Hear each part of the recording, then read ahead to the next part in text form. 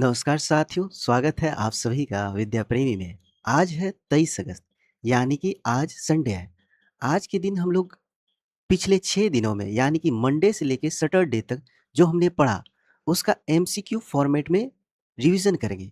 यह सेशन उन सभी व्यूअर्स के लिए बहुत ही इम्पोर्टेंट हो जाता है, जो किसी कारणवश डिटेल एक्सप्लेनेशन नहीं देख पाए। इस सेशन पिछले 6 दिनों का निचोड़ होने वाला है, यानी कि पिछले 6 दिनों में जो हमने पढ़ा, उसका एक तरह से रिवीजन हो जाएगा। इस सेशन में आपको करना क्या है, हर सवाल के बाद कुछ सेकंड का पॉज़ लेना है और उसका आंसर आप लोगों को मन में रिकॉल करने का कोशिश करना है और लास्ट में आपको बताना है कि कमेंट सेक्शन में कि आपने 48 में से कितने अंक प्राप्त किए। और मैंने आपके लिए लास्ट में 3 सवाल बहुत ही टफेस्ट सेट किया है, उसका आंसर भी कमेंट सेक्शन में देना है। इससे यह पता चलेगा कि आपने कितना पढ़ा और कितना याद है। चलिए शुरू करते हैं आज का सेशन। Let's start. पहला सवाल है, हाल ही में 11 अगस्त 2026 को हंगरी के नए राष्ट्रपति के रूप में किसे चुना गया है? इसका आंसर है एंड्रास बाका। एंड्रास बाका को हंगरी के नए राष्ट्रपति के रूप में चुना गया। हंगरी के कैपिटल क्या है? बुडापेस्ट। दूसरा सवाल है, न्यायाधिकरण सुधार विधेयक 2026 में निम्नलिखित में से किस निकाय की स्थापना का प्रावधान किया गया है? आंसर है राष्ट्रीय न्यायाधिकरण आयोग, option number B, national tribunal commission. तीसरा सवाल है, बैंकर्स बुक एविडेंस बिल 2026 में किस अधिनियम की जगह ली? यह है बैंकर्स साक्ष्य अधिनियम 1891, ऑप्शन नंबर बी। महासागर और ध्रुवीय विज्ञान और प्रौद्योगिकी 2026 पर 8वीं ब्रिक्स कार्य समूह की बैठक किस भारतीय राज्य में आयोजित की जा रही है? आंसर क्या है? आंसर है option number C, Goa. Goa में 13वीं ब्रिक्स जो कि एजुकेशन के लिए हुआ था, कहाँ पे हुआ था? ये हुआ था भुवनेश्वर में, उड़ीसा के भुवनेश्वर में हुआ था। आप ये बताइए अभी एजुकेशन मिनिस्टर कौन है? एजुकेशन मिनिस्टर है प्रहलाद जोशी। इन्होंने किसको रिप्लेस किया? इन्होंने धर्मेंद्र प्रधान को रिप्लेस किया। इस तरह से हम लोग क्वेश्चन को लिंक भी करेंगे, जिससे कि आपको क्वेश्चन का आंसर लॉन्ग टर्म याद रहेगा। ये फोटो सबके साथ भी आपको लॉन्ग टर्म याद रहेगा। सवाल 5 है, अभ्यास उदार शक्ति 2026 भारतीय वायुसेना और किस देश की वायुसेना के बीच एक द्विपक्षीय वायु अभ्यास है? ऑप्शन नंबर बी, रॉयल मलेशियाई वायुसेना। सवाल नंबर 6 है, इसका देख लेते हैं महत्वपूर्ण चर्चा। अभ्यास उदार शक्ति जो कि बायलैटरल एयर एक्सरसाइज है, जो कि भारत और मलेशिया के बीच संपन्न हुआ। यह जो है आईएएफ और आरएमएफ के भाग लिया, यानी कि भारतीय वायुसेना और रॉयल मलेशियाई वायुसेना के बीच है। भारतीय वायुसेना और रॉयल मलेशियाई वायुसेना का ज्वाइंट है। यह कहाँ पे हुआ था? स्थान मलेशिया के सुबांग एयर बेस में। इसका मेन ऑब्जेक्टिव है परिचालन सहयोग और संयुक्त प्रशिक्षण दोनों वायुसेनाओं के बीच संपन्न होना। लगभग 83 कर्मी इसमें भागीदारी थे। नेक्स्ट सवाल है, हालिया आंकड़ों के अनुसार 2025-26 में प्रधानमंत्री राष्ट्रीय डायलिसिस कार्यक्रम, यानी कि प्रधानमंत्री नेशनल डायलिसिस प्रोग्राम, इन के तहत किस राज्य में डायलिसिस केंद्रों की संख्या सबसे अधिक है? आंसर है ऑप्शन नंबर ए, गुजरात, नरेंद्र मोदी का गढ़। गज गौरव पुरस्कार मुख्य रूप से निम्नलिखित में से किससे संबंधित है? यह है हाथी संरक्षण। आप बताइए, वर्ल्ड एलिफेंट डे हम लोग कब मनाते हैं? वर्ल्ड एलिफेंट डे हम लोग कब मनाते हैं? वर्ल्ड एलिफेंट डे हम लोग 12 अगस्त को मनाते हैं। 12 अगस्त 2026 को मनाते हैं और साथ में इसी दिन हम लोग यूथ इंडिया डे भी मनाते हैं। और आप बताइए भाला फेंक दिवस कब मनाते हैं? 7 अगस्त को, क्योंकि इसी दिन नीरज चोपड़ा ने टोक्यो ओलंपिक में एथलेटिक्स में गोल्ड जीता था। भाला फेंक दिवस अगस्त 2026 में लॉन्च किया गया ग्रामीण ज्ञान सेतु मोबाइल एप्लीकेशन मुख्य रूप से किस निर्वाचन क्षेत्र में पुस्तकालय को जोड़ने के उद्देश्य से है? यह भी है Gandhinagar, option number B, Gujarat का गांधीनगर। यह अमित शाह ने स्टार्ट किया था। इसका मेन ऑब्जेक्टिव क्या था कि ग्रामीण इलाकों में जो एजुकेशन के मामले में किताब उताब नहीं होते हैं, उसको लिंक करना। यहाँ बहुत सारे किताब अवेलेबल कराए गए ताकि विद्यार्थियों के पढ़ने में कोई दुविधा ना हो। 18 अगस्त 2026 से अब करंट अफेयर्स देखेंगे। हाल ही में भारतीय खेल मंत्रालय ने खेल संगठन को निलंबित कर दिया। ये कौन सा खेल संगठन था भाई? यह था भारतीय टेबल टेनिस महासंघ। बीसीसीआई के चेयरमैन कौन है? मिथुन मनहास। और आईसीसी के चेयरमैन कौन है? जय शाह। ये इसका मुख्यालय कहाँ? यूएई के दुबई में। नेक्स्ट सवाल है, भारतीय ने किस देश में आयोजित राष्ट्रमंडल तलवारबाजी चैंपियनशिप 2026 में अपना समग्र खिताब जीता? यह है नाइजीरिया। ऑप्शन नंबर सी। मुख्यमंत्री खेत सुरक्षा योजना किस राज्य से जुड़ी एक योजना है जिसका उद्देश्य आवारा जानवरों और जंगली सूअरों से फसलों की रक्षा करना है? यह है उत्तर प्रदेश। योगी आदित्यनाथ जी वहाँ के सीएम है। इसमें क्या होता है, इस तरह से फेंस यानी कि जाल बिछाया जाता है और ज़्यादा वाट की करंट नहीं प्रोवाइड किए जाते। इसमें जैसे आवारा जानवर सूअर बैल गाय भैंस, गाय नहीं भैंस, ये सब और सब आके चढ़े नहीं, फसल बर्बाद ना हो, जिससे किसानों को मैक्सिमम प्रॉफिट हो, ये लगाया गया और ना ही जानवरों की क्षति हानि हो। नेक्स्ट सवाल है, लुप्तप्राय प्रजातियों के संरक्षण को उजागर करने के लिए पहली बार ब्लैक नेक क्रेन फेस्टिवल यानी कि काले गर्दन वाले सारस महोत्सव का आयोजन कहाँ किया गया था? यह है लद्दाख। लद्दाख, ये देख रहे हैं आप, काले ग्रेन वाले होते हैं। अभी बताना, लद्दाख के लेफ्टिनेंट गवर्नर कौन है? लेफ्टिनेंट गवर्नर है विनय सक्सेना। इन्होंने किसको रिप्लेस किया? इन्होंने कविंदर गुप्ता को रिप्लेस किया। नेक्स्ट सवाल है, दिल्ली सरकार द्वारा शुरू की गई विद्या वाहिनी योजना का मुख्य उद्देश्य किन छात्रों का समर्थन करना है? यह है कक्षा 9 की लड़कियां सरकारी स्कूल में। दिल्ली विद्या वाहिनी स्कीम के तहत क्या होता है कि वो विद्यार्थी, वे लड़कियां जिन्हें स्कूल जाने में प्रॉब्लम होती है, उन उसकी समस्या को समाधान करने के लिए साइकिल दिया जाता है। ये रेखा गुप्ता जी का इनिशिएटिव है। ग्लोबल मैन्युफैक्चरिंग हब के रूप में भारत को स्थापित करने के लिए मुख्य प्रमुख क्षेत्र रिपोर्ट किस संगठन ने जारी की है? यह है नीति आयोग ने। Option number D. NITI Aayog किस कमीशन को रिप्लेस करके बना? प्लानिंग कमीशन को रिप्लेस करके 2015 में बना है। यह नीति आयोग के सीईओ कौन है? अनुराग जैन। पहले कौन थे? पहले थी निधि छिपर। निधि छिपर को रिप्लेस करके बने। और साथ ही बताना है कि नीति आयोग के पीएम कौन है, मतलब अध्यक्ष कौन है? हमारे माननीय प्रधानमंत्री नरेंद्र मोदी जी। नेक्स्ट सवाल है, नागरिकों से भारतीय भाषा के डेटाबेस सेट एकत्र करने के लिए भाषणी मिशन के तहत कौन सी क्राउड सोर्सिंग पहल शुरू की गई है? यह है भाषा दान। ऑप्शन नंबर ए। नेक्स्ट सवाल है, अंतरिक्ष मलबे को कम करने और उसकी निगरानी करने के लिए किस भारतीय संगठन ने उपाय बढ़ा दिए हैं? यह है इसरो। ऑप्शन नंबर सी। यानी कि अंतरिक्ष में जो भी कचरा फैलता है, जैसे यहाँ कचरा फैलता है, उसको कम करने के लिए, निगरानी करने के लिए भारतीय संगठन ने उपाय ये किए हैं। कौन? इसरो ने। चलिए, अब जो है 2026 में भारत के 80वें स्वतंत्रता दिवस के अवसर पर पीएम नरेंद्र मोदी ने विकसित भारत के निर्माण के लिए किस दृष्टिकोण का अनावरण किया? इसका आंसर बताइए आप लोग। Saptadhara vision. Option number B. PM Narendra Modi ने 9 से 15 अगस्त को जो है हर घर तिरंगा इनिशिएटिव चलाया और इसमें जो है युवा शक्ति को भी बल देने की बात की गई है। और साथ-साथ में नरेंद्र मोदी जी ने हर घर तिरंगा, इसमें क्या करता था, सेल्फी विद तिरंगा, यानी कि सेल्फी के साथ फोटो डालना होता था। और साथ में आपको ये भी पता होगा कि नरेंद्र मोदी जी ने, इसका थीम क्या था? इसका थीम था युवा शक्ति। और साथ में समुद्र मंथन में इन्होंने 84,084 करोड़ रुपया दिए। किस लिए भाई दिए? कि समुद्र के अंदर जो है प्राकृतिक प्राकृतिक गैस, पेट्रोलियम और अन्य खनिज संसाधनों का खोज कर सके, ताकि हमारी इकोनॉमिकल कंडीशन और डेवलप हो। नेक्स्ट सवाल है, हाल ही में समुद्र मंथन किससे संबंधित है? अभी हाल ही में मैंने बताया था, क्या है? ये है राष्ट्रीय अपतटीय अन्वेषण योजना, यानी कि 84,084 करोड़ रुपए दिए थे इसी को खोज के लिए। नेक्स्ट सवाल है, निम्नलिखित में से किस राज्य सरकार ने शैक्षणिक और सरकारी संस्थानों में कार्यक्रमों की शुरुआत के से पहले राष्ट्रगान गाना अनिवार्य कर दिया है? यह है तमिलनाडु। सी जोसेफ। तमिलनाडु के कौन है? सी जोसेफ। इन्होंने अभी हाल ही में एग्रीकल्चर लोन को माफ कर दिया। बिहार के कौन है? सम्राट चौधरी। मध्य प्रदेश के मोहन यादव।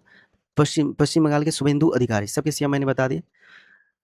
15 अगस्त 2026 को सुनामी की चेतावनी देने वाला 7.7 तीव्रता का भूकंप किस इंडोनेशियाई द्वीप के पास आया था? यह है फ्लोरेंस। Option number D. यहाँ इंडोनेशियाई का ही कैपिटल, ये है जगह है जहाँ पे ये 7.7 तीव्रता के साथ भूकंप आया। क्षतिग्रस्त हो गया, आप देख पा रहे हो। भारत की पहली निजी ब्रांड ट्रेन स्प्राइट तेजस एक्सप्रेस किन दो शहरों के बीच चलेगी? यह है Lucknow to New Delhi, option number B. Next सवाल है, रक्षा अनुसंधान एवं विकास संगठन यानी कि डीआरडीओ का इलेक्ट्रॉनिक युद्ध पर नेत्रा 2026 नामक 2 दिवसीय राष्ट्रीय संगोष्ठी निम्नलिखित में से किस स्थान पर आयोजित की जा रही है? यह है भाई बेंगलुरु में, नेत्रा 2026 देख पा रहे होंगे। निम्नलिखित में से कौन जामिया सुप्रीम कोर्ट की पहली भारतीय मूल का महिला न्यायाधीश बनी? यानी कि पर्सन ऑफ इंडियन एरोजिन कौन बनी है? यह आभा नायर पटेल। आपको कमेंट सेक्शन में बताना है कि पर्सन ऑफ इंडियन ओरिजिन भारतीय मूल के निवासी के लिए कौन सा आर्टिकल में इसका बताना है, किस कौन से आर्टिकल में इसका जिक्र है। नेक्स्ट सवाल है, प्रख्यात ओडिसी नृत्यांगना शुभदा वराडकर को हाल ही में किस पुरस्कार से सम्मानित किया गया? यह है संगीत नाटक अकादमी पुरस्कार, ऑप्शन नंबर बी। यह ओडिशा की है। नेताजी सुभाष चंद्र बोस को पुण्यतिथि किस तारीख को मनाई जाती है? पुण्यतिथि यानी कि डेथ एनिवर्सरी 18 अगस्त। 18 अगस्त को डेथ एनिवर्सरी यानी कि पुण्यतिथि मनाते हैं और 23 जनवरी को पराक्रम दिवस, इन्हीं के बर्थ में पराक्रम दिवस मनाया जाता है। और किन्होंने कहा कि तुम मुझे खून दो मैं तुम्हें आज़ादी दूंगा? नेताजी सुभाष चंद्र बोस ने। और इन्होंने ही पहली बार महात्मा गांधी को महात्मा कहकर संबोधित किया। नहीं, महात्मा नहीं, महात्मा का तो ये कहा हिटलर ने, और इन्होंने कहा फादर ऑफ नेशन, राष्ट्रपिता कह के संबोधित किया। नेक्स्ट सवाल है, ओपन और गर्ल्स वर्ग में एशियाई जूनियर ब्लिट्ज चैंपियनशिप 2026 का खिताब किसने जीता? यह है विनेश वेरमुला और शरण्या देवी, ऑप्शन नंबर बी। नेक्स्ट सवाल है, सेमिकॉन इंडिया 2026 कहाँ आयोजित किया जाएगा? ये सब बड़ा चीज होता है ना, तो न्यू दिल्ली में ही आयोजित किया जाता है। नेक्स्ट सवाल है, 2026 में रक्षा मंत्री राजनाथ सिंह द्वारा हरी झंडी दिखाकर रवाना किए गए एनसीसी अखिल भारतीय बालिका उच्च ऊंचाई लंबे ट्रैक का नाम क्या है? यह है अपराजिता प्रांगला। भारत ने 7वीं ब्रिक्स आईसीटी वर्किंग ग्रुप की बैठक किस शहर में आयोजित की है? यह है नई दिल्ली में। अब कुछ मेजर ब्रिक्स का रिवीजन कर लेते हैं जो कि एग्जाम के दृष्टिकोण से बहुत ही इंपॉर्टेंट है। आप लोग इसका सेल्फ नोट्स बना लें या स्क्रीनशॉट मार लें, क्योंकि हर सेशन में हम लोग थोड़ा थोड़ा रिवीजन करते हैं स्टैटिक्स का। स्टैटिक्स भी कवर हो जाता है और साथ साथ में स्पीडी का भी बहुत सारी चीज़ें रिवीजन हो जाती है। तो ब्रिक्स शेरपाओं की पहला बैठक कब हुई थी? 9 से 10 फरवरी 2026 के भारत के नई दिल्ली में। ब्रिक्स आतंकवादी विरोधी कार्य समूह है, 23 मई 2026। ब्रिक्स विदेशी मंत्रियों की बैठक कहाँ हुई? 14 से 15 मई 2026 भारत के नई दिल्ली में। दूसरी ब्रिक्स संस्कृति कार्य समूह की बैठक हुई है भारत के वाराणसी में 4 से 5 जून 2026। वरिष्ठ ऊर्जा अधिकारियों की समिति की चौथी बैठक है 22 से 24 जून 2026 भारत के गुरुग्राम में। 11वीं ब्रिक्स ऊर्जा मंत्रियों की बैठक कहाँ हुई भाई? भारत के हरियाणा के गुरुग्राम में 25 से 26 जून। ब्रिक्स राष्ट्रीय सुरक्षा सलाहकारों की बैठक हुई भारत के नई दिल्ली में 23 जून 2026। उद्घाटन विश्व एथलेटिक्स अल्टीमेट चैंपियनशिप 2026 कहाँ आयोजित की जाएगी? यह है हंगरी के बुडापेस्ट में, option number B. BWF badminton championship 2026 का 30वां संस्करण कहाँ आयोजित किया जाएगा? यह है नई Delhi, option number C. Badminton world federation, यह है कहाँ पे होगा? नई दिल्ली पे। भारत और नेपाल ने सीमा भूमि पार्सल के मानचित्र को पूरा करने के लिए क्या सीमा निर्धारित की है? भाई 3 साल, ऑप्शन नंबर सी। इस 3 साल में ये जो बीच का बॉर्डर है इसके बारे में साझा कर सके जानकारियों की, इसलिए यह सीमा निर्धारित किया है। नेपाल के सीएम कौन है? बालेंद्र शाह। 2026 में 8वें ब्रिक्स युवा ऊर्जा शिखर सम्मेलन की मेजबानी किस देश ने की है? यह है अपने भारत ने, ऑप्शन नंबर बी। अगस्त 2026 में तमिलनाडु में आयोजित 31वीं दक्षिण क्षेत्रीय परिषद की बैठक की अध्यक्षता किसने की है? अमित शाह जी ने। तमिलनाडु के सीएम सी जोसेफ के साथ इन्होंने क्षेत्रीय परिषद की बैठक की अध्यक्षता की है, अमित शाह जी ने। नेक्स्ट सवाल है, ऑपरेशन तूफान एक नशा विरोधी अभियान किस राज्य द्वारा शुरू किया गया? यह नशा विरोधी अभियान है, यानी कि ड्रग को कंट्रोल करने के लिए एक अभियान चलाया गया जिसका नाम ऑपरेशन तूफान है। किस राज्य में शुरू किया? यह है केरल ने, ऑपरेशन तूफान। 65वें सुब्रतो कप अंतर्राष्ट्रीय फुटबॉल टूर्नामेंट 2026 का उद्घाटन नई दिल्ली में किस स्टेडियम में किया गया है? यह doctor Bhimrao Ambedkar stadium, option number A. Ambedkar Jayanti हम लोग कब मनाते हैं? यह 14 अप्रैल को। 7 अप्रैल को हम लोग विश्व स्वास्थ्य दिवस मनाते हैं, यानी कि अंबेडकर का स्वास्थ्य बहुत अच्छा था, इसीलिए 14 अप्रैल को अंबेडकर जयंती मनाते हैं और 7 अप्रैल को स्वास्थ्य दिवस था फॉर अ रीज़न। नेक्स्ट सवाल है, दूसरी ब्रिक्स 2026 पर्यटन कार्य समूह की बैठक कहाँ आयोजित की जाएगी?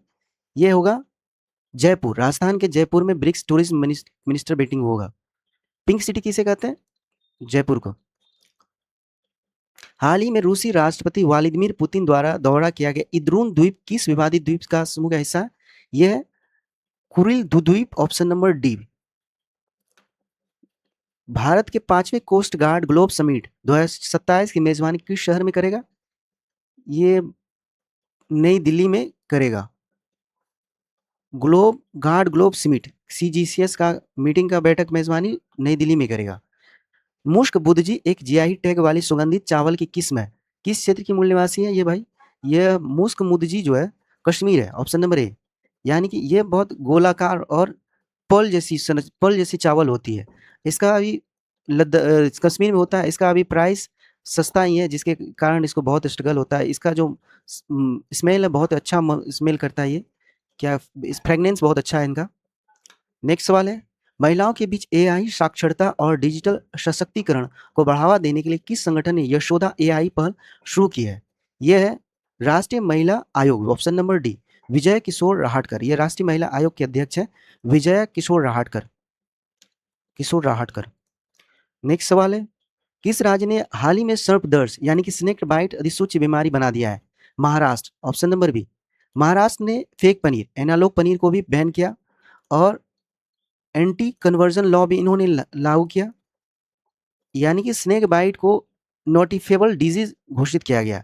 जिसको भी सांप काटे तुरंत हॉस्पिटल लेके जाया जाए, सरकारी ट्रीटमेंट किया जाए, ताकि स्नेक बाइट से बहुत खतरा है। भारत की पहली स्वदेशी क्वांटम प्रोसेसिंग यूनिट फैब्रिकेशन सुविधा किस राज्य में स्थापित की गई है? स्वदेशी quantum processing unit Karnataka, option number ए। नेक्स्ट सवाल है, सृजन रक्षा पोर्टल का प्राथमिक उद्देश्य क्या है? यह है रक्षा वस्तुओं के स्वदेशी निर्माण को बढ़ावा देना, ऑप्शन नंबर ई, डीप सृजन। तमिलनाडु ने तीसरा बच्चा पैदा करने वाली महिला सरकारी कर्मचारियों के लिए मातृत्व अवकाश बढ़ाकर कितने दिन कर दिया है? यानी कि मैटरनिटी लीव पर कितने तमिलनाडु ने कर दिया? तमिलनाडु ने 365 दिन, यानी 365 दिन का अवकाश बढ़ाकर कर दिया। तमिलनाडु के सीएम कौन है? सी जोसेफ विजय थालापति।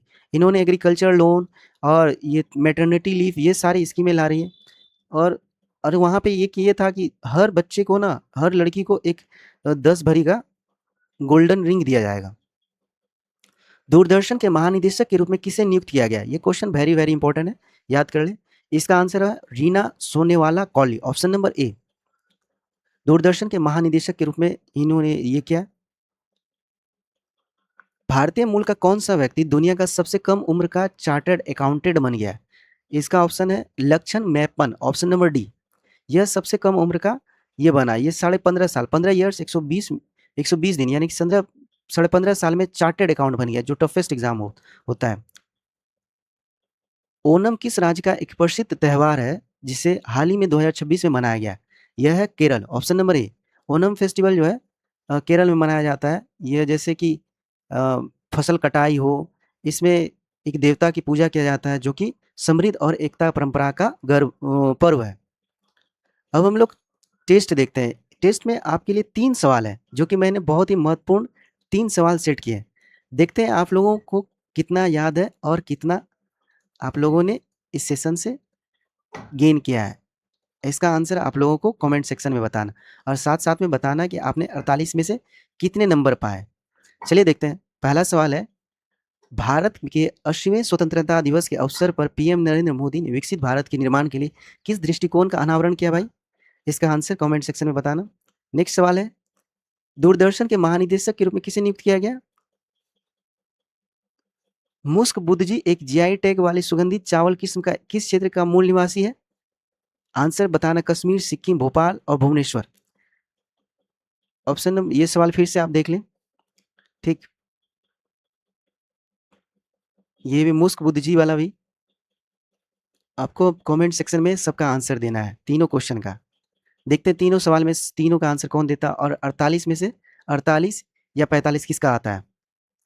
चलिए शुरू करते। यदि आप लोगों को हमारा सेशन पसंद आ रहा है तो लाइक करें, शेयर करें, सब्सक्राइब करें और बेल आइकन दबाएं। Thank you.